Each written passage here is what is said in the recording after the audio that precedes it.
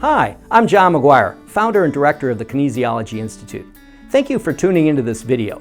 And be sure to subscribe to our channel and click the bell to be notified when we post new content. And go to kinesiologyinstitute.com to learn more about applied kinesiology.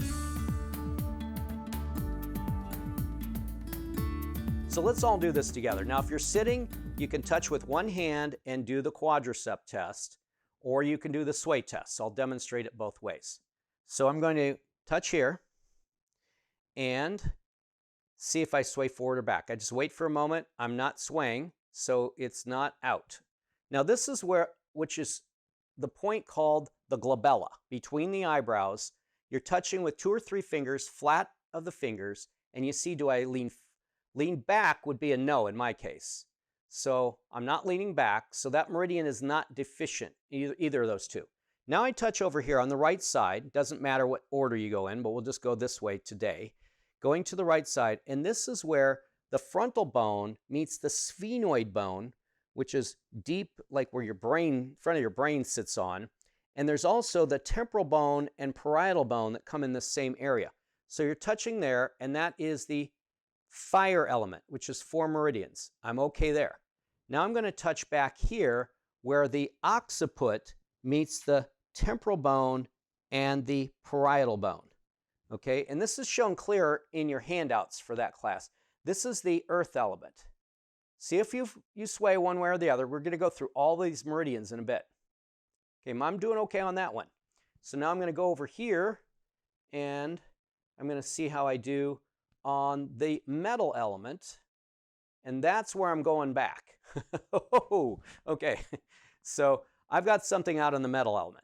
Now the metal element is lung and large intestine. So we're going to see what changes when I touch there and think or say out loud the meridians one at a time and see which one goes from weak to back to center. Okay, so again, I'm going here. Now I'll think lung, lung, lung. Okay, I'm not going.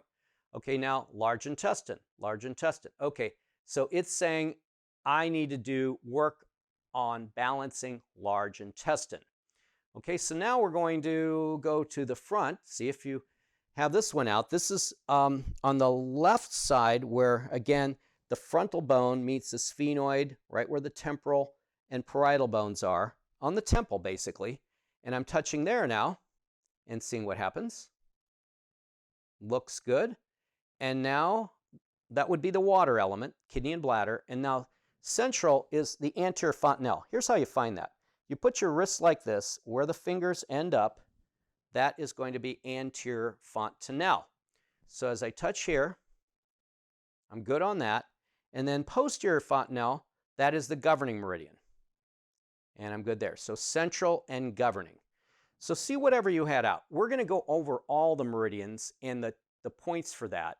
And we have a chart here that we're going to be zooming in on in a moment. So when you look, if you've got a folio, which I'll show you, okay, the folio here has these points. Actually, we're going to start this on the next session where we're going to go through this. But this folio here, it's a Touch for Health folio. Let's show it again. So this is the Touch for Health folio. If you have this or you have the chart that we're going to be showing in a bit, it has lots of information on like the 5 elements. We just talked about those points, what meridians are in each of the 5. It also talks about different aspects of energy related to each of these, like the emotions for each of the elements, what body part they're connected to, like you'll see here where it says the ligaments are for wood element, arteries are for fire, we have the muscles for the earth element, skin and hair is metal, and then the bones are related to the water element. So lots of great information here. And then you'll see we talk about each of the meridians, and we'll be doing this on our next segment here. We're going to get into how to find the beginning and the end of the meridian. We're going to be tracing those. We're also going to be going into the neurolymphatic points, neurovascular points. Those are the 3 things we primarily do. And You can do these on yourself without even anyone testing you or even yourself testing. It doesn't hurt to go and find what points are tender and then work them to release stress. So that's going to be a great thing that, again, I do as part of my lifestyle.